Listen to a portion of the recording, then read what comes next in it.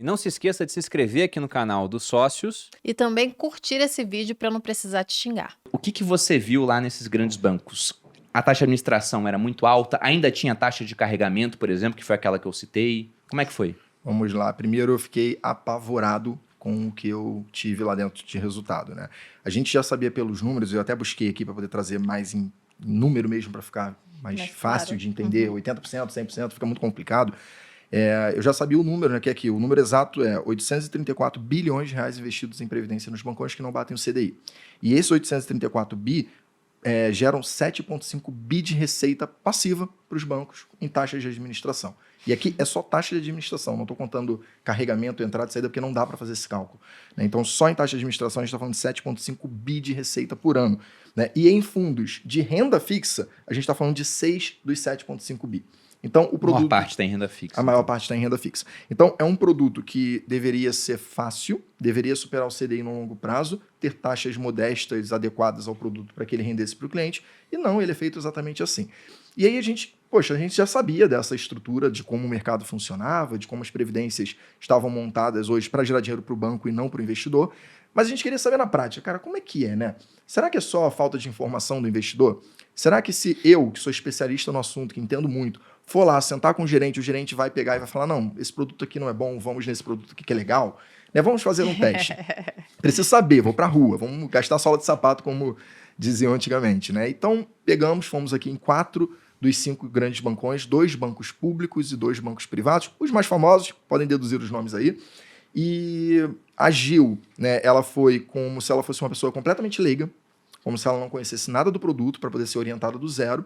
E eu baixei um pouquinho o nível de conhecimento, para não parecer que eu sei tudo, e o cara falava, você não precisa de mim, compra sozinho, mas, ao mesmo tempo, mostrei ter um conhecimento elevado de mercado, para que ele não me enganasse. E foi assustador.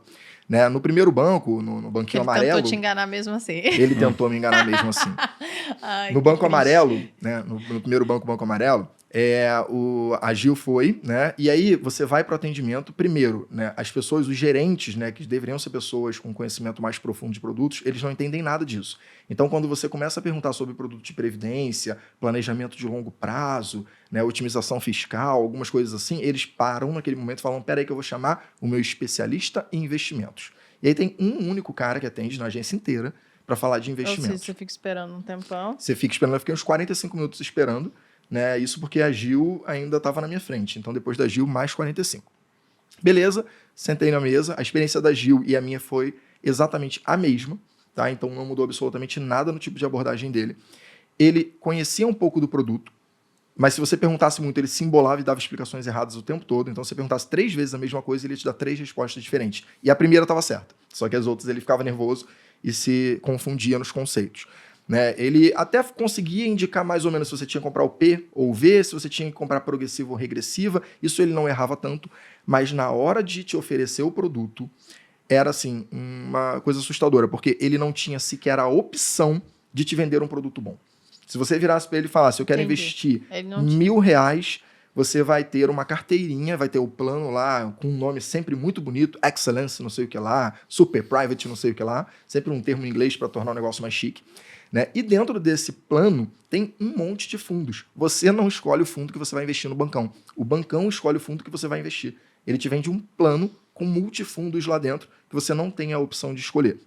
E nesses multifundos é assustador porque eles falam isso sem nenhum pudor. Olha, então esse aqui é bom, mas se você investir mais eu te dou um melhor, porque é o mesmo fundo que cobra uma taxa menor para você.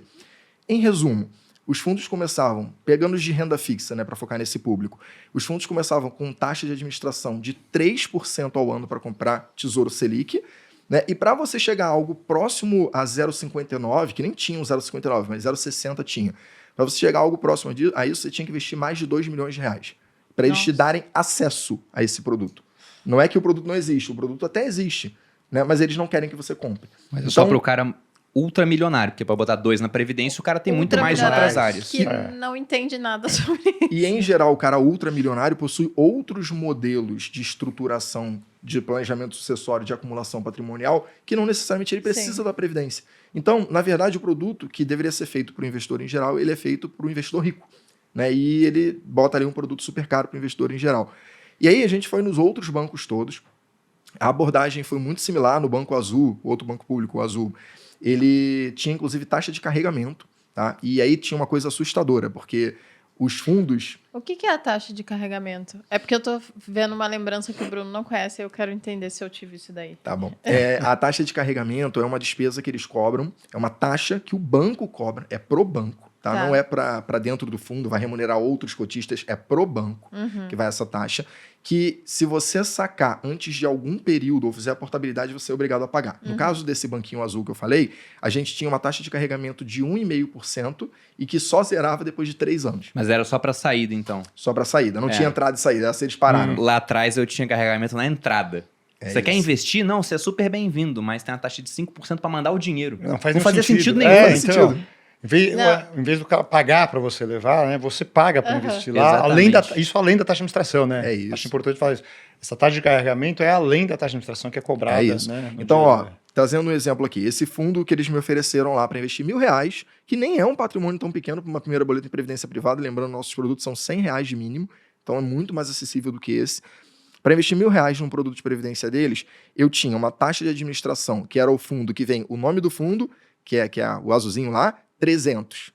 Aí eu falei, pô, 300 é melhor, né? Pô, deve ter, né, produtos melhores, é 300. Gente, 300 é a taxa de administração de 3%, 3,00.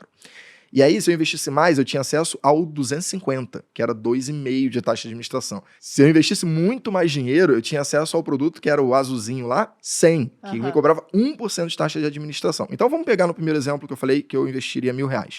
Quando eu investisse os R$1.000, eu ia ter 3% de taxa de administração, que já é um absurdo, é muito fora do padrão de qualquer produto aceitável no mercado financeiro brasileiro hoje, mais uma taxa de carregamento de 1,5%, ou seja, eu começaria pagando 4,5% para o banco gerir o meu dinheiro. Né? E esse 1,5% ele ia diminuindo em 3 anos, depois de 3 anos aí eu não pagaria mais, eu poderia sair, enquanto o banco já ganhou 9% do meu patrimônio em taxa de administração. Né? Então foi essa a experiência. Nos dois, diga. Não, eu ia falar da minha lembrança, né? Eu posso falar nomes aqui, porque eu não tenho nenhum tipo de associação, mas meus pais se separaram e eu morava com a minha mãe, então eu ganhava uma pensão do meu pai.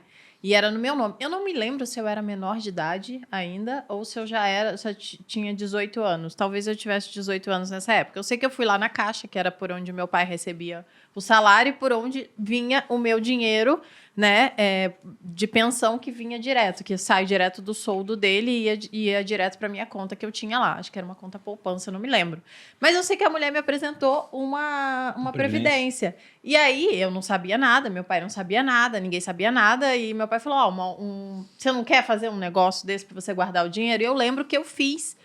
E lembro que tinha e eu tentava entender isso, né, como que é progressivo, quando que eu posso tirar o dinheiro, quando que eu não posso, e eu lembro que era complexo, ela também não sabia explicar direito, e a gente, enfim, botei o dinheiro lá, e aí o dinheiro ficou lá até eu poder tirar sem pagar a taxa, e no final nem era tanto dinheiro. Eu lembro que quando saiu, eu falei, nossa, mas eu lembro que a gente ficou um tempão tirando 100, era pouco dinheiro, né? Porque eu recebi uma pensão pequena, morava com a minha mãe e tal. Enfim, não era muita grana. E aí a gente tirava, sei lá, R$100. Não lembro se era isso o aporte. Eu sei que foi pouquíssimo dinheiro quando eu pude tirar. Que ano que era isso aí? 2017. Eu tinha 17. Não, 2007. 2007. Nossa, esses produtos... Você Oi. pagou um monte de Imagina. carregamento. É, Eu devia sem saber, nem eu paguei sabe muita o que- grana. É por isso que não sobrou muito, Não você sobrou falou. nada. Não sobra eu mesmo. lembro que foi ridículo, assim, o dinheiro. Porque essas taxas de carregamento, elas não estão acabando porque o banco ficou bonzinho. É porque tem competição, pô. Aham. Se pega na Grão, não tem carregamento. E aí, se a Grão não tem, outras gestoras independentes não tem, Eu os grandes tinha- bancos tiveram que tirar a taxa também. Só que alguns ainda persistem, por quê? Porque tem um cara Porque que não ninguém tem sabe acesso nada. à educação. Igual eu não sabia Ele não se quando eu incomoda cheguei com lá. isso. Eu não tinha a menor noção. E aí, por isso que eu perguntei da taxa de carregamento, que eu lembro da mulher explicando lá.